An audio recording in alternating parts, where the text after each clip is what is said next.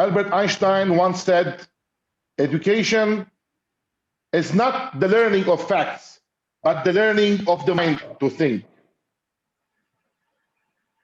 How can a mind think within the same four walls for 8 consecutive hours? How can a mind innovate, explore, inquire, communicate within those walls?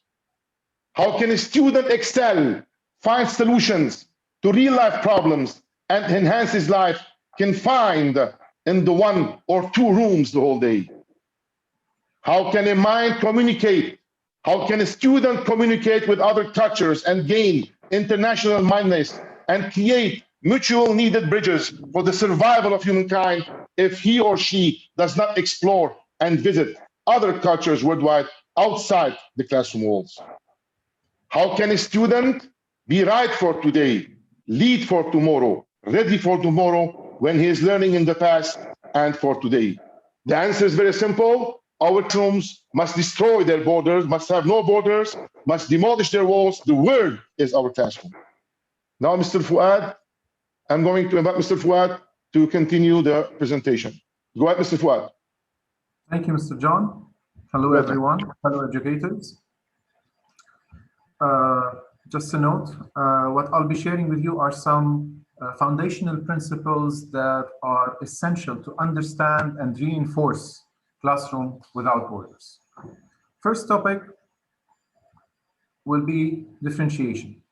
Nowadays, educators everywhere are concerned about differentiation. We all want our classrooms to be differentiated and look something like this.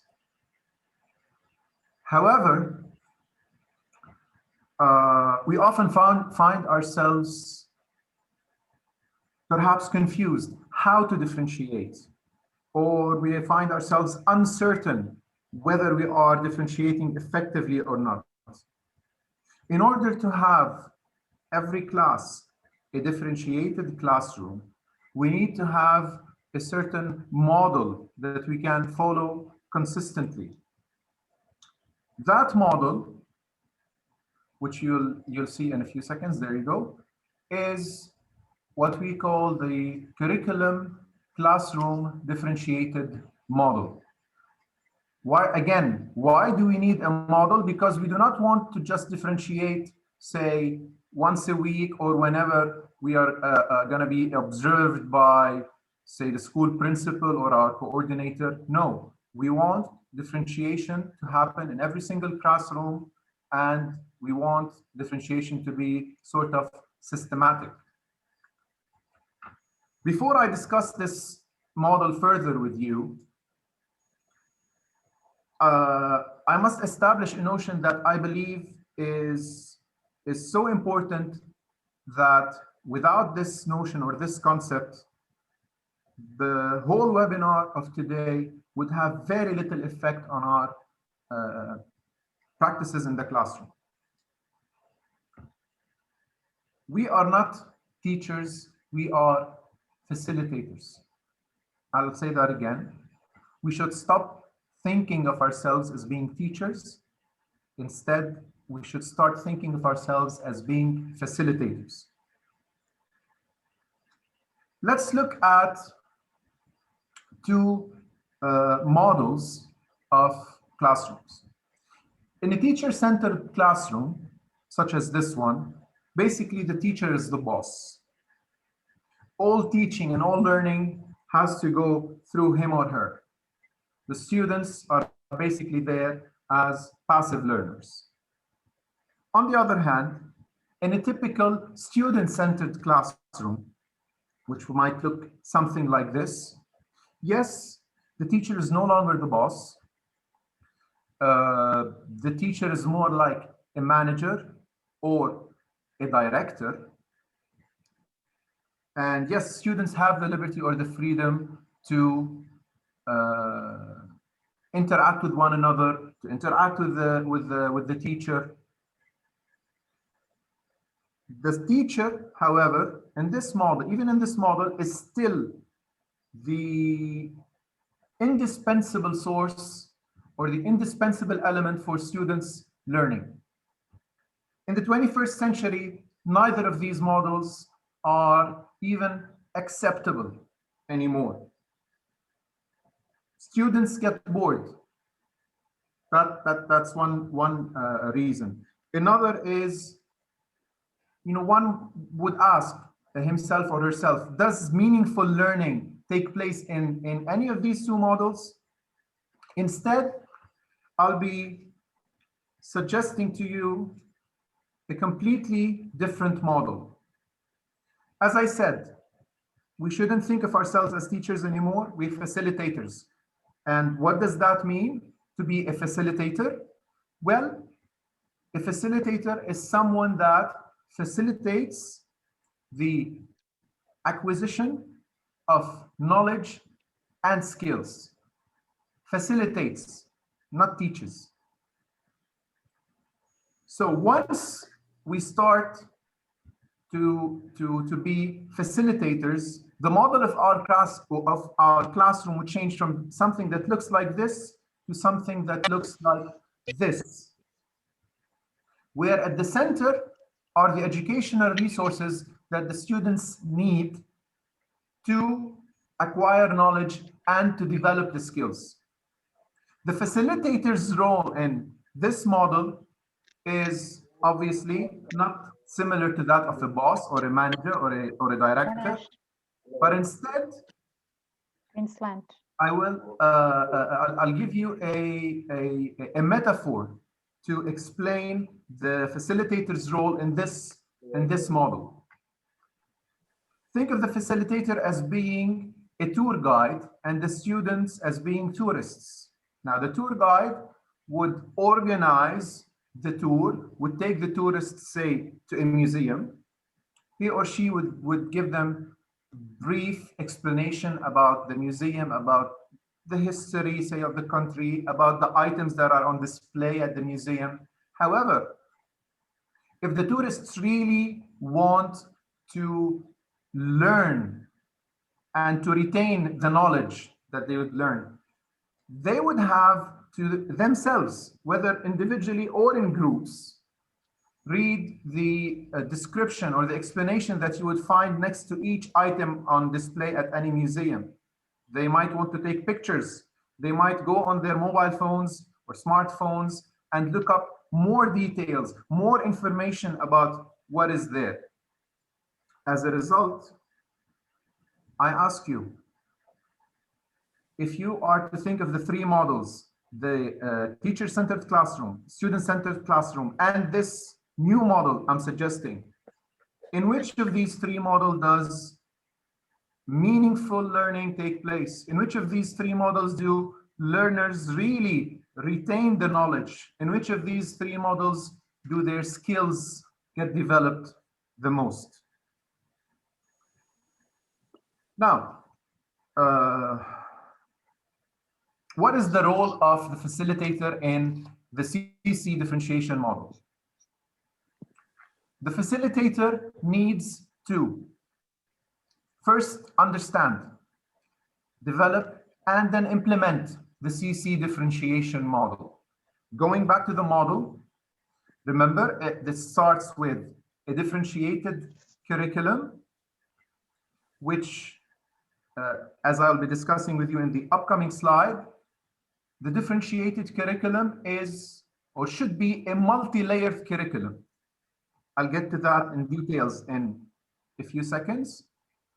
Then, once we establish the differentiated curriculum, we would move on one step at a time. We get midway to collaborative planning, which is the other thing I'll be discussing with you as soon as I'm done with the MLC. Eventually, we will get to a differentiated classroom where we can implement our differentiated instructional strategies. The differentiated classroom would be obviously the classroom without borders. All right, in order to discuss differentiated curriculum or the multi-layered curriculum, let us define what a curriculum is. According to the UNESCO, a curriculum is essentially the body that encapsulates the competencies associated with lifelong learning that are also aligned with development needs and particularly relevant to holistic development. Thinking of this definition of a curriculum, one might ask, when we talk about the body of competencies, what is this body of competencies? Is it individual subjects, mathematics, science, language, social studies, etc.? The second question would be how to facilitate the acquisition of this body of competencies. Third question would be who's responsible? Who's responsible for all of that? Is it just the facilitator, the school, the educational authorities? A fourth question that arises would be, where should all of that happen? Just within the classroom? Just within the school premises? Now, let's get into the details of what a multi-layered curriculum is.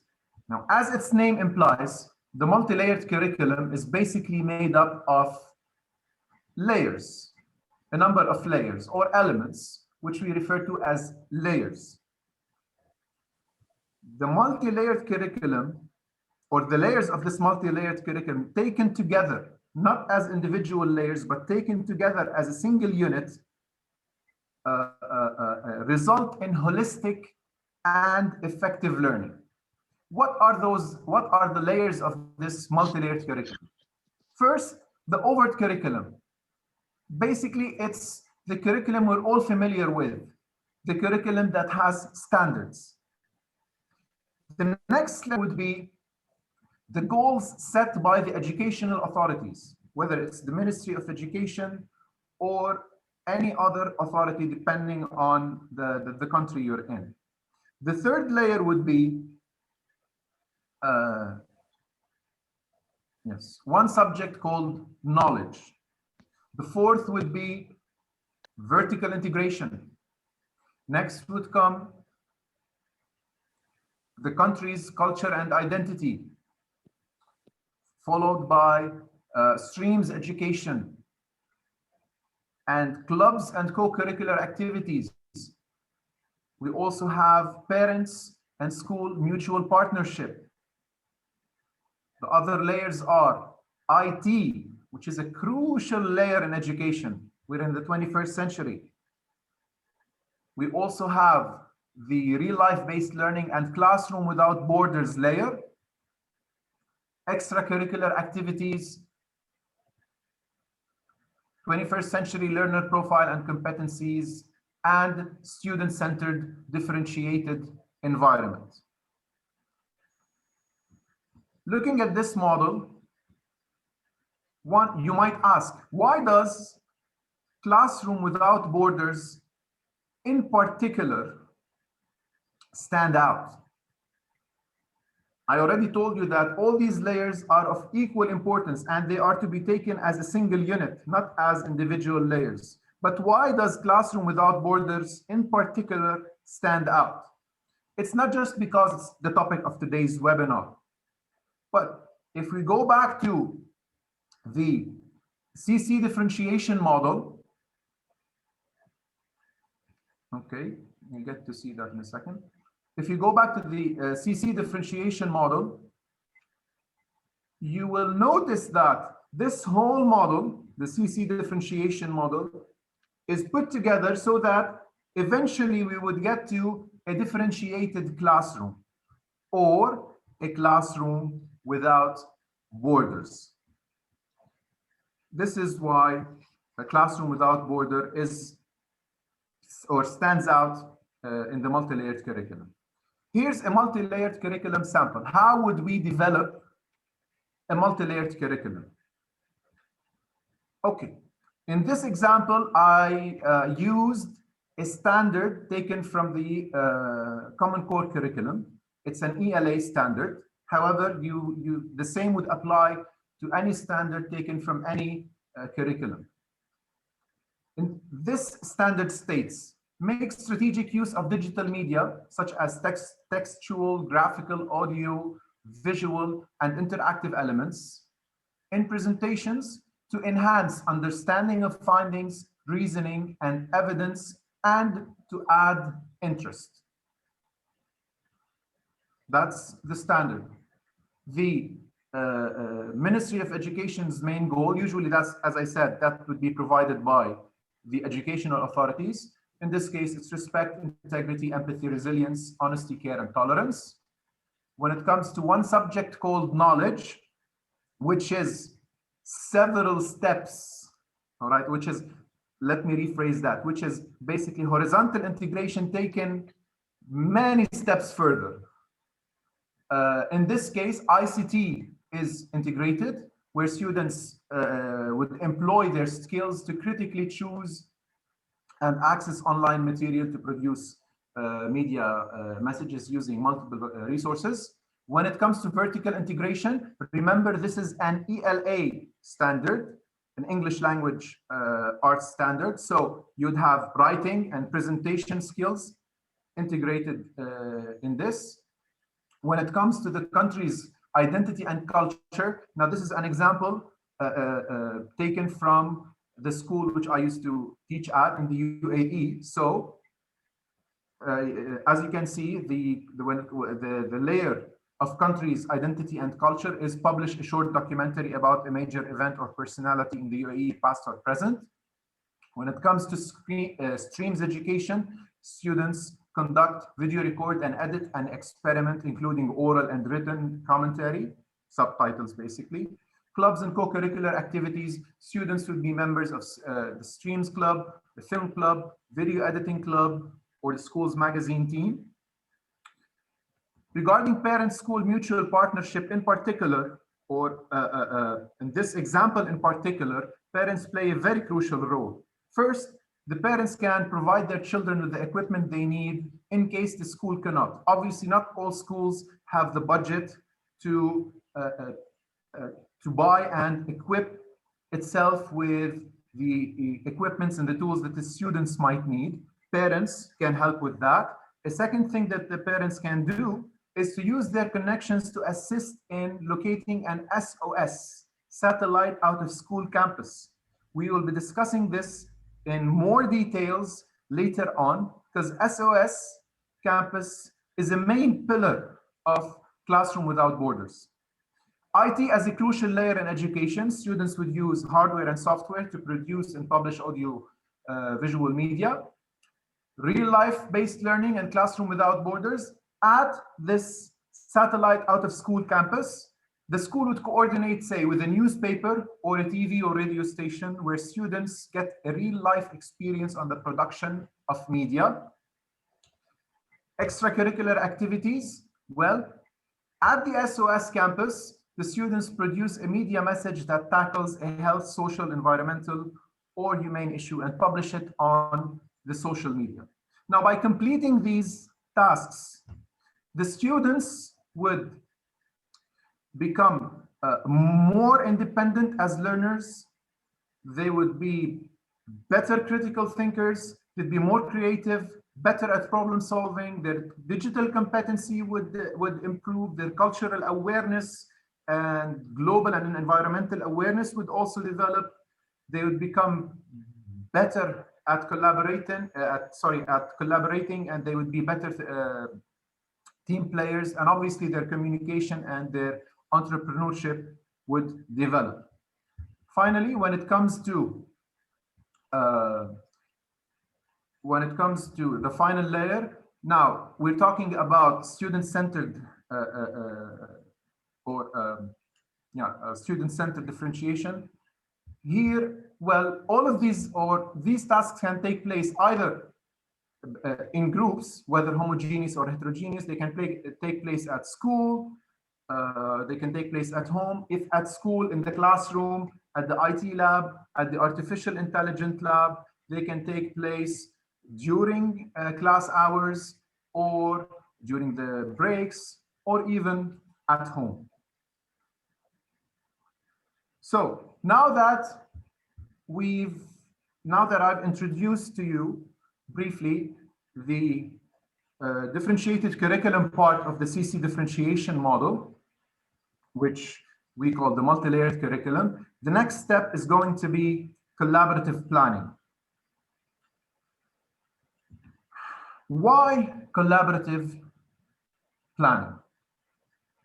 Going back to the MLC sample, I'm not going to go over the, I think I spent enough time reading the details, but if you notice, going back to the, yeah. If you notice, now remember first, this is the standard that I use in the example is an ELA standard, English Language Arts.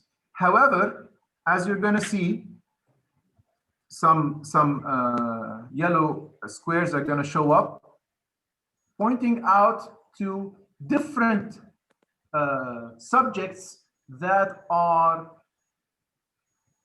integrated in the application or integrated in assisting the students to meet this standard: ICT, history, sciences, and so on.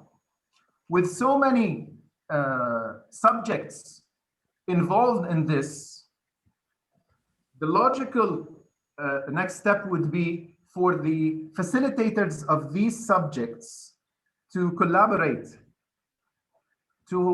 and the best time for them to collaborate is when they are planning. Hence, collaborative planning is essential. How does collaborative planning take place?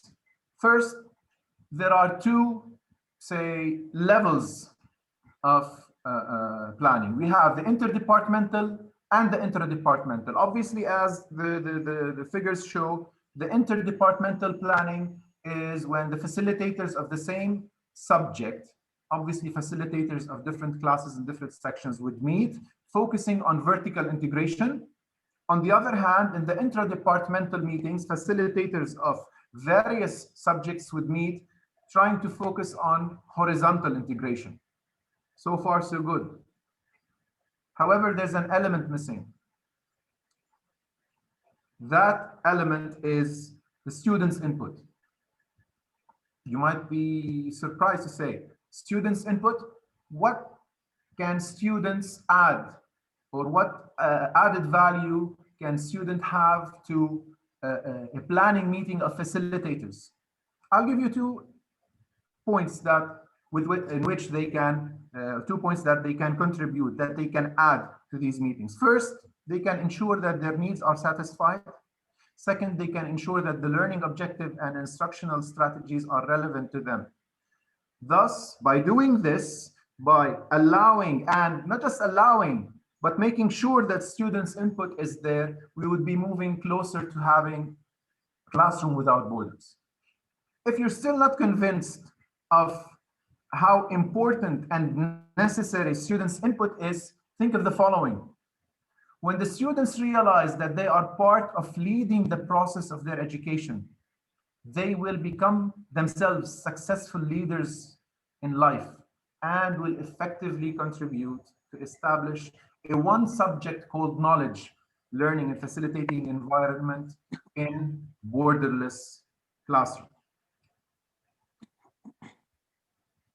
So, I've mentioned one subject called knowledge. Let me remind you of what we've discussed so far. We first established that we are facilitators and not teachers. We facilitate the acquisition of information and skills. I introduced to you the multi-layered curriculum, which is the differentiated curriculum, the approach to achieve holistic, lifelong, and 21st century appropriate development of the future generation. We discussed the importance of collaborative planning, which includes students' input. Classroom without borders, obviously the topic of today's webinar, is a bridge to reach CC differentiation. These together would lead to one subject called knowledge. And classroom without borders in particular is an essential pillar of one subject called knowledge. Now, this concept of one subject called knowledge is taken from the very successful educational models of Finland and Singapore. In real life, in our everyday life, how would this one subject called knowledge be implemented? I'm going to show you now an example, an actual example that has been implemented. A typical schedule would look something like this, with subjects, having allocated periods. At the end, or the last period of the last week, day of the week, you'd have the collaborative planning, where you'd have intradepartmental and interdepartmental. The intradepartmental meeting, remember, it's the meeting of facilitators of the different subjects. They would get together and try to find a common theme based on their unit's plan, each subject's unit plan. This common theme would be called the big idea. Then within each departmental, you'd have an interdepartmental meeting where the facilitators would cascade that big idea into major ideas and minor ideas as per their yearly plans and weekly plans. Eventually, we would move from a timetable that looks like this to one that looks like this. Oh, hold on a second. There are no subjects in this timetable. There's no English, there's no math, there's no science, there's just BMMI, which stands for big, major, and minor ideas. Yes, however, if you notice, in the second day of the week, under BMMI, there are, you'll notice the names of the venues where each of those periods would be taking place. Let's take a closer look at this. This timetable would translate to something like this. Okay, you would have, again, these are actual examples, real examples that we've had, or an example that we've actually implemented. Sorry. You have the big idea. How can we save our natural resources? At the top, you can see the venues, the names of the venues where that would take place. And obviously, based on the venue, you kind of guess what the subject would be as per the traditional or the typical timetable. Being taking place at the local culture center, obviously, this is a social studies period, and so on and so forth. This is something, the one subject called knowledge would be the topic of hopefully an upcoming webinar, in which we will get into more details regarding how important this one subject called knowledge concept is, and how we can implement it in real life at our schools. Still not convinced of classroom without borders? Well, let's compare and contrast a traditional classroom, a classroom with borders, to the classroom without borders. In a traditional classroom, it is almost impossible to nurture the 21st century learner profile. Perhaps you can nurture the 20th century learner profile traits, but not the 21st. Because students are basically confined most of their time in their classrooms. And in such a classroom, don't expect to have your students become independent learners or innovative problem solvers or international minded citizens or caring adventurers, creative and knowledgeable artists, inspired and communicative inquirers, all of which are, 21st century learner profile traits. We cannot expect that. On the other hand, in a classroom without borders, which prepares students to be right for today and ready for tomorrow, first, you would have facilitating and not teaching. You would have SOS campuses. Next to each of these examples, you can see the 21st century learner profile traits, which would be reinforced in each of these pillars of the classroom without borders. So facilitating, not teaching, SOS campuses, we'll discuss that in details in the upcoming slides. We would have artificial intelligence fun areas and streams, corners or labs. Again, will be discussed in details. We would have leadership corners. We would have mutual collaborative planning meetings. with specified venues. We would have breakout spaces, whether shaded learning areas, shaded learning areas. We would have extra and co-curricular activities, in addition to specifically international field trips, not just field trips that would take place in one's country, but international field trips. Remember, we are trying to reinforce and develop the international-minded citizen trait in our students. We would also have students' council meeting rooms and prefects meeting rooms and learning resources centers. I will give back the microphone now, as they say, to Mr. John. Thank you all for. Thank you. Thank you, Mr. Fuad. And as Mr. Fuad explained to you, the main pillars, one subject called knowledge, and all the other pillars that lead Classroom Without Borders. Let's have a look at the Classroom Without Borders framework. First, we must have a role model learning community. Example, we must assemble our 5-6 classrooms, same level or hybrid level, different levels, okay? We must assemble those classrooms in different levels and make sure that we are in one learning community. Second, we must establish SOS campuses, 2 or more. We're going to see now what are those SOS campuses. Can everyone hear me, please?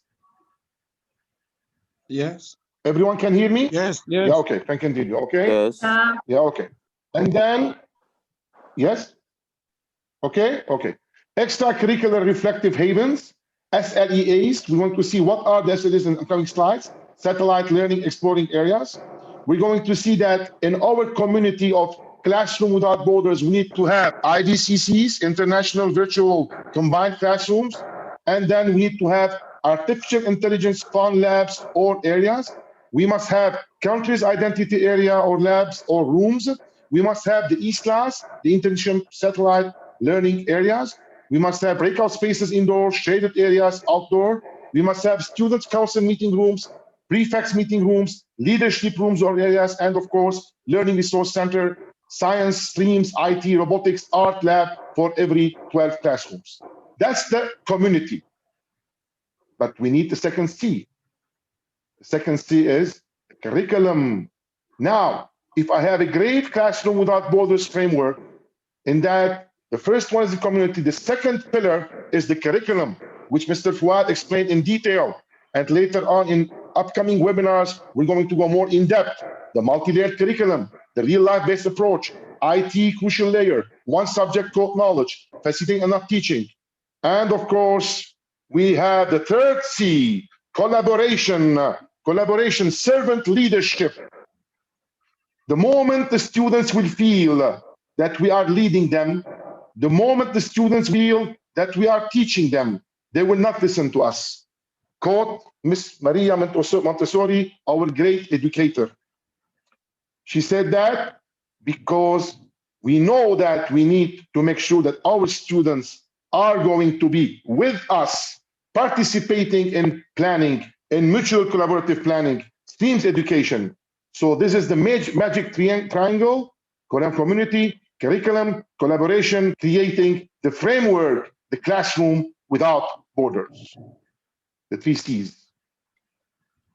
Why it's important, the Classroom Without Borders? Because Classroom Without Borders is the pillar to help and to establish an extra co-curricular activity, which is a crucial layer in education.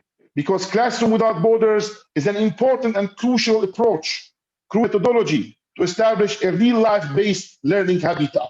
Because Classroom Without Borders, it's the appropriate and the unique habitat to create the learning by doing and streams education. Because Classroom Without Borders, using that concept, we can have community service hours and we can enhance the creativity and innovation of our students. Because with Classroom Without Borders, we can nurture the 21st century learner profile within our students. Let's see now what are the different easy steps to demolish your classroom borders. Number 1, We need to make sure that our classrooms are assembled in groups of 6, same level or hybrid, in one learning community, the first C, as you remember. Second, establish an IT, robotics, STEAM lab, science lab, art lab, music lab, for every 12 classrooms. By students visiting those labs, they must work on their inquiry and acquisition of knowledge and skills within the above list at least 2 periods a week. Number 3, we must establish 1 streams, leadership, local culture, international cultures, reading corners for every 6 classrooms. Establish 1 artificial intelligence fun area for every 6 classrooms. Number 4, we must have our breakout spaces indoor and learning channels outdoor for every classrooms. Again, 2 periods a week. And of course, we must have meeting rooms, especially for our students' prefects, for our students' council meetings, and for our collaborative meetings with the students. All this, again, will help students reach and exceed the learning standards. Number 5, contact external public or private entities and make sure to establish at least 6 satellite out-of-school campuses that we want to see now for grades and up students. Establish IBCCs. Those 2, we're going to tackle them in detail in the upcoming slides. Number 6, having a great extra co-curricular activity. Establish SLEAs, satellite learning exploring areas that we're going to tackle in the upcoming slides. At least 3 local field trips per year, 1 international field trip per year. Number 6, make sure to establish with the help of parents. That's why parents-school mutual partnership is a crucial layer in education. And community leaders, internship partnership with different entities and ISLAS, internship satellite learning areas, great men and I. The frequency can be Saturdays, summer break, winter break. We're going to tackle this more in detail. Of course, we need resources. Number 1, we can assign very easily our extra co-curricular program coordinator to be, at the same time, our Classroom Without Borders coordinator. Plus, he or she will be helped assist by SOS supervisors, which are the satellite school out of satellite campuses, facilitators, teachers, parents. We can have fundraising events to collect needed financial resources. We can have internship supervisors helping us and club advisors. Those can be at the same time parents, teachers, or senior students. Number 7, timetables are going to change. Timetables are going to be led by venues, as Mr. Fuad explained in our Classroom Without Borders model, because the environment will create the right, appropriate strategy. It will create new strategies to create the multi-layered curricular approach and the real-life-based learning. Clubs, centers, SOS campuses, ISLAS, IBCCs, all this, we're going to see them now one by one. And of course, at the end, we are going to make sure after all those steps that our students are going to spend 75% of their time outside their classrooms and only 25% of their time within their classroom. Classroom Without Borders is a major pillar to excel in our multi-layered curricular approach, as we saw, our mutual collaborative planning, our streams education, real-life-based education. Classroom Without Borders will give us time to have all those important pillars as you said one by one. Facilitating and teaching, CC differentiation, all for one aim, to make sure that our students are exceeding in their learning standards, and they are right for today and ready for tomorrow, and they are spending 25% of their time in class and 75% of their time outside their classrooms.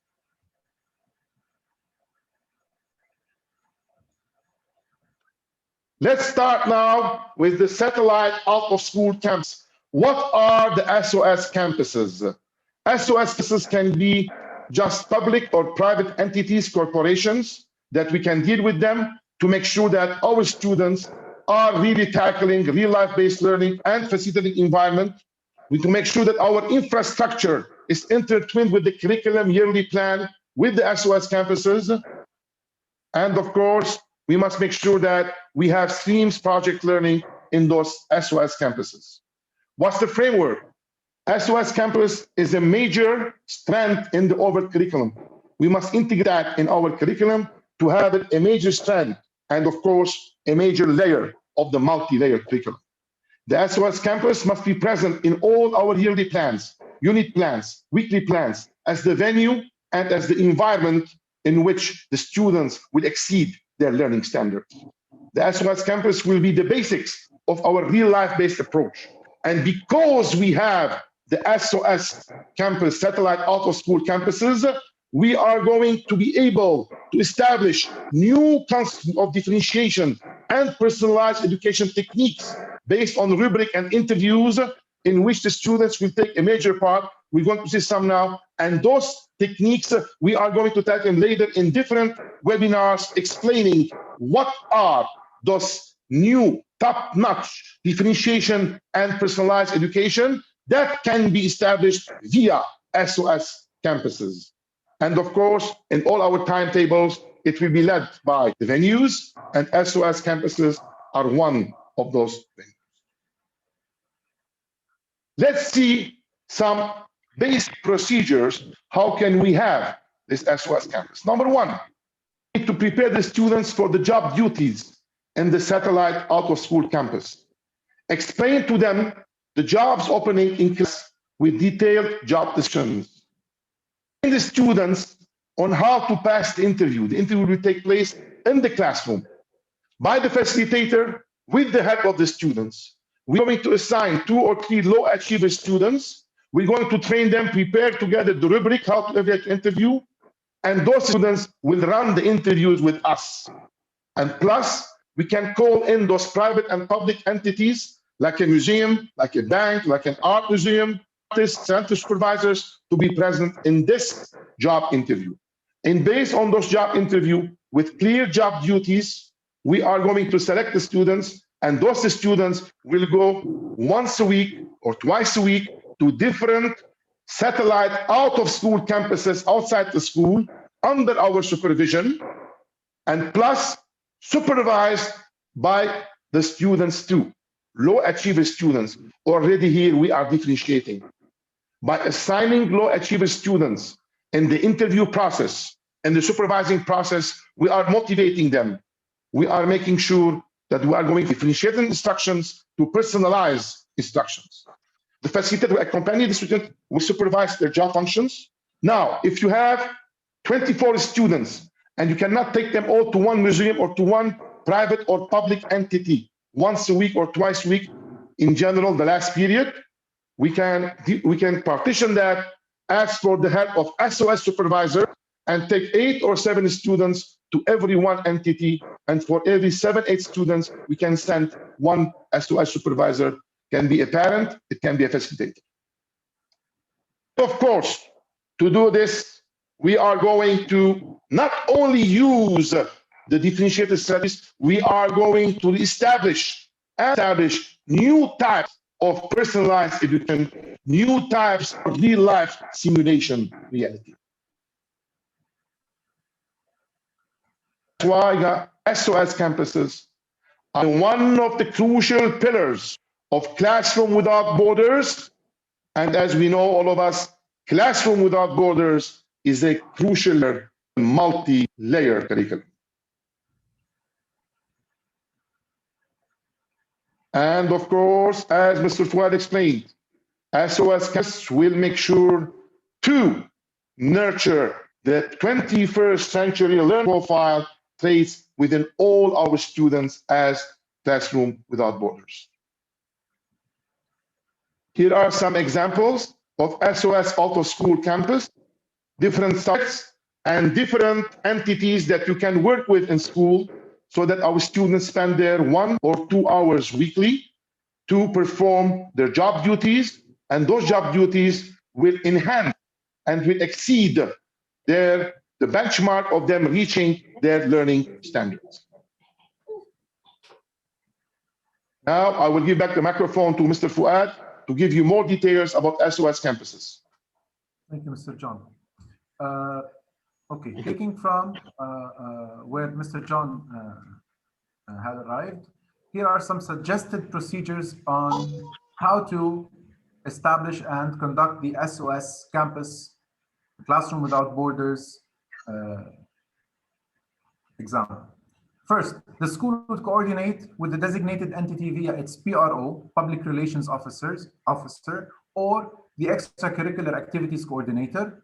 Parents, again, can be very helpful with this task, either through the Parents Teachers Association, the PTA, or as individuals. Then the schedules, the job descriptions, the task lists of individual students will be put together as a collaborative work between the entity, the SOS campus, the facilitator, and the students. Third, the low achieving students, of course, under the supervision of the facilitator, would work on putting together the tasks rubrics and supervise their peers to ensure that those peers, the students, are performing their tasks according to the job descriptions and rubrics. As Mr. John had said a minute ago, by doing this, we wouldn't be discriminating against the low achieving students, but we would be differentiating. Fourth, upon completing the task, each student would write a self-evaluation text. He or she would then meet with the facilitator to discuss that text and the evaluation as per the rubric that had been prepared prior to them commencing the SOS Campus task. Now, we've established that the SOS Campus is specifically designed for students of grades 8 and above. However, we can do something similar for students of lower grades. We'll call them SOS activities instead of SOS Campus. For instance, students can be involved in regular classes in irregular settings, such as having classes in parks, museums, galleries, theaters, and stadiums, where they would read and discuss stories, would have hands-on learning, science, history, etc. The learning outcome that they would exceed would be that the students will experience learning unbound by the limitations of traditional educational settings. Another SOS activity they can do would be to visit rest homes of the elderly, orphanages, or centers for individuals with special needs. There, the younger students would read stories, teach computer literacy, play board games, perform plays or music, or donate handmade presents which they themselves have prepared. By doing that, the students will employ their basic skills and competencies to assist those in need of effective support, and he or she, that is the student, will develop empathy. The third example would be awareness campaigns, in which students would participate in awareness campaigns about environmental issues, health issues, or social issues. Where would that take place? It can take place at public areas, fairs, sister schools, or on social media.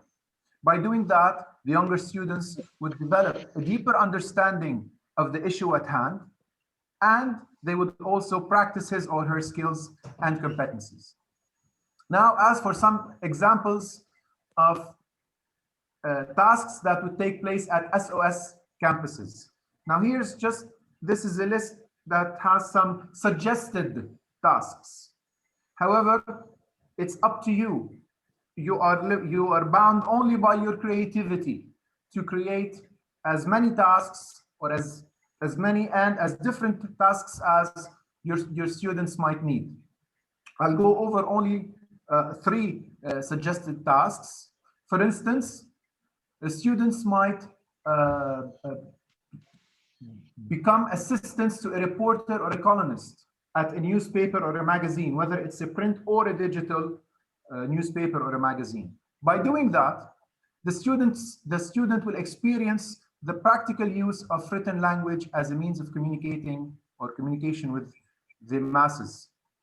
By performing this task, languages, history, social sciences, whether it's political sciences, sociology, geography, etc., all of these subjects would be integrated within this task. The second example, or the second suggested task, would be for the students to become assistants, say, to building inspectors, where at sites of various types of buildings. By doing that, the students will observe geometry, chemistry, and physics as they're applied in real life. The third example would be, for instance, the students becoming assistants to docents at exhibitions, museums, art parlors, or zoos. As a result, the student will practice his or her communication skills and develop his or her knowledge of the relevant field, whether it's arts, history, biology, etc. Again, these are just suggested tasks. It would be up to you to come up with more different tasks for SOS that can be performed at SOS campuses based on your students' needs and preferences. Now, back to Mr. John. Thank you, Mr. Fuad. So we continue. After the SOS campuses overview in general, we have another pillar of the classroom without borders, which are the AI areas. The AI is the hidden horizontal vertical integration catalyst. That's why we have the ARC methodology, in which we're going to explain why AI is important. 15, 20 years ago, AI was the perfect tool to help facilitators and school admin to automate the expedition of their administrative assessing and data resources in general. That area was the area of augmentation. Nowadays, and 10 or 5 years ago, AI started defining different instructional strategies and approaches within all subjects following the one subject called knowledge approach, playing the role of catalyst. Now, in the last 2 or 3 years, as we say now, the catalyst is the AI. AI is playing the role of catalyst and is the main nucleus needed for streams education, and it will be able to create new strategies and pedagogical models to establish the pillars of future education and future learning and facilitating environment. Why AI is very important? First, AI must be part of our curriculum and must be a strand in our curriculum. Streams project, when we say streams, A does not stand for art anymore. A will stand for artificial intelligence and arts. AI, as we said, we are in the area which is a catalyst now, is the hidden horizontal vertical catalyst for the one subject called knowledge approach. And of course, AI areas outside the classrooms are a crucial importance in destroying and removing our classroom walls and borders. AI centers can be in schools in a form of a lab or a breakout space or a corner. We can call them AI fun areas. Why they are important? Because 70% of future jobs as of 2025 will rely on AI as a tool. 75% of future jobs as of 2030 rely on AI as a crucial layer to perform the major tasks of those jobs. 75% of the jobs in 2030 are not invented yet, and most of those jobs will rely on AI to be established. We need AI because we need to make sure that our students are exposed to hands-on activities, to various subjects, and helping them to reach and exceed the learning objectives in those subjects. So when we say AI, AI is beyond the streams education. AI is beyond the real life-based education. AI is beyond the 21st century learner profile.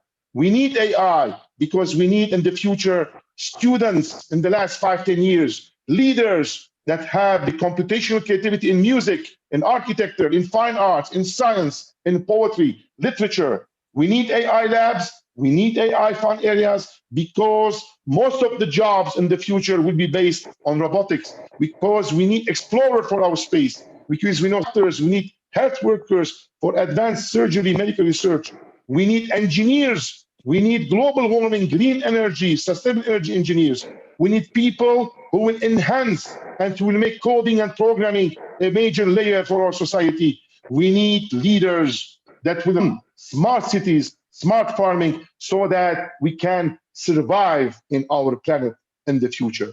All this, of course, in a pedagogical environment of one subject taught knowledge, multi-layered curriculum, creating the future reality to be ready for this reality, personalized and differentiated institution, facilitating not teaching, and classroom without borders. Why do students again need this AI area? Number one, because AI areas or centers will help the students exceed their learning objectives via new learning, reasoning, and perception-based differentiated strategies and personalized strategies and techniques. Because AI will create the appropriate real-life simulation so that the students, and here is the magical formula, the students understand the why, the what, the when, the where, and the how, the W4H crucial layer of real-life based learning. Now, after tackling AI and tackling the SOS campuses, we are going to overview together, dear colleagues, the extra and co-curricular pedagogical important and crucial role in Classroom Without Borders. Of course, to have that, we not know that we need to have SLEAs, and we're going to see that what are the set of learning exploring areas. And as we all know, the extra co-curricular pedagogical program must help students exceed their learning objectives, will nurture their 21st century learner profile traits, and is a crucial layer of the multi-layered curriculum because extra co-curricular pedagogy program is one of the major pillars of Classroom Without Borders. Why it's so important? We must find out and establish partnerships with different international SLEA providers, places where students can go and exceed in their activities learning outcomes, and make sure that this SLEA is going to, by their activities, help our planning, our objectives, help students reach and meet their learning objectives. Two, with this SLEAs, will reinforce the real-life-based learning, streams education, and one subject, and of course, the major crucial pedagogical factor, the why, the how, the what, the when, and the where. And SLEA will help students to finalize their needed community service, creativity, and activity hours. After SOS, after SLEA, after AI fun areas, now we're going to tackle another pillar of Classroom Without Borders, which is the ISLAS, Internship Satellite Learning Areas. How can we do that? With the help of students, of parents, we can establish internship partnership with different public and private entities. Establish with those partners a clear and detailed job description for the students, grades 9 and up. Conduct job interviews within the school with the help of students' internship supervisors to choose the right students for the right internship program. And of course, we can assign facilitators that can be teachers, senior students, parents as internship supervisors. Students will go to places and will spend afternoons after school, or will spend summer breaks, winter breaks, and make sure that via this internship program that we must mold with the entities, making sure that they will exceed in their learning outcomes. Now, the magical touch, one of the main entities that you can partner, and we tried this in our former schools, is your own school. You can partner with your own school.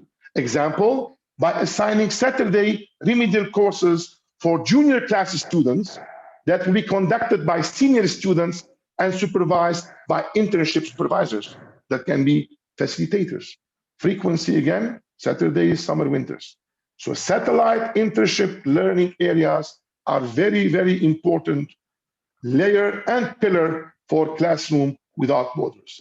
At the end, of this long process of internship for our students, we make sure that students will prepare and compose self-reflective journals detailing all their internship experience. Same for SOS campuses, same for AI fund areas, and making sure that with this experience, it helped them exceed and meet their learning objectives and nurture their learner profile traits. And of course, for ISLAS, we can organize an event. And in this event, we can call an internship night, in which we share with parents and community leaders their internship experience. We can do the same for SLEAs. We can do the same for SOS. Again, I will remind you that you can just type in your questions on the chat box. And once we're done with the webinar, we are going to be more than happy to answer all those questions for you. Now, internship, satellite learning areas, why they are so important, as we said, because they play a major role in reinforcing a school-parent mutual partnership, real-life-based learning, nurturing the 21st century, and because they are one of the pillars of Classroom Without Borders and multi-layered curriculum.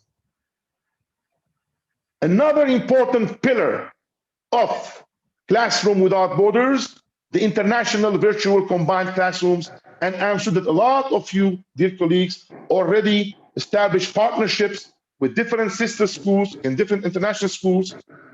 You make sure that you have combined facilitators meetings with them at the beginning of the year and finalize common lesson plans to those combined virtual classes or virtual labs. Even some schools, they plan and organize streams online fairs once a year. This is another important part of Classroom Without Borders. And to make it more student-centered, we can assign senior students as IVCC's coordinators to coordinate and make sure that all the planned combined classrooms, activities, and fairs are conducted professionally and constructively. Those combined, of course, classrooms or lab can be held once a month. Again, the IVCC will help in STEAM education, will help in real-life-based learning, will help in the multi-layer, will be there of the multi-layer via Classroom Without Borders, and will help the students exceed their learning objectives and outcomes. So, dear colleagues, this is the Classroom Without Borders framework.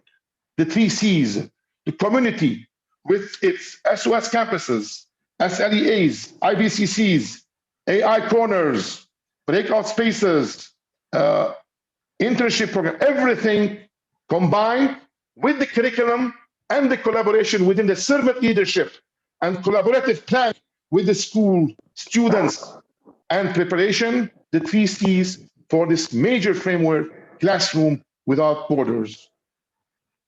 Nowadays, as a conclusion, the classroom is the word. Let's load the word with our students, and let's make sure they are right for today and ready for tomorrow. We are going to have, thank you very much, we're going to have upcoming webinars. You can register for those webinars. In March, we're going to have about one subject called knowledge. We're going to detail for you all the major components of the one subject called knowledge. In April, we're going to explore all those differentiated and personalized education techniques that are going to be established because we have SOS campuses. On May, we're going to explore the different layers of the multi-layered curriculum.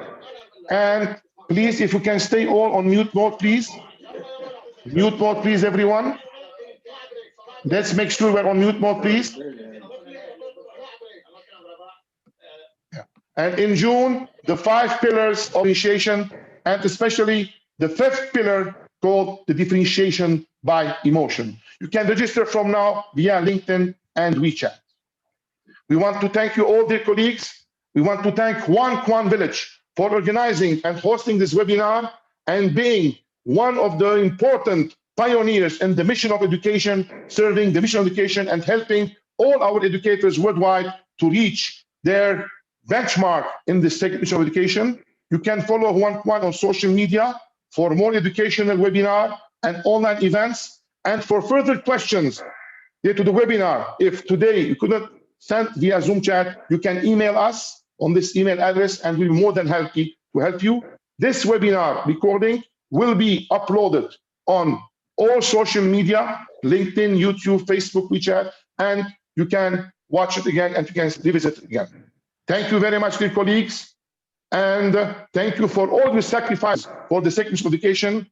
And as I always say, we are the forgotten missionaries of a mission that very few believe in it anymore, but we'll continue this mission until we reach the apogee to make sure that our students are right for today and ready for tomorrow.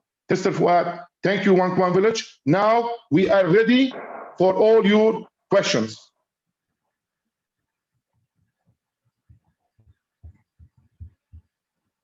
I will check one by one if there are any questions.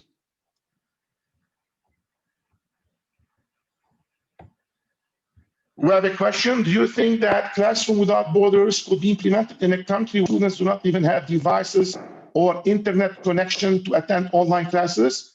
Yes, we can do that. As we saw, we have, of course, it's better to have internet connection and attend online classes, but we can do that.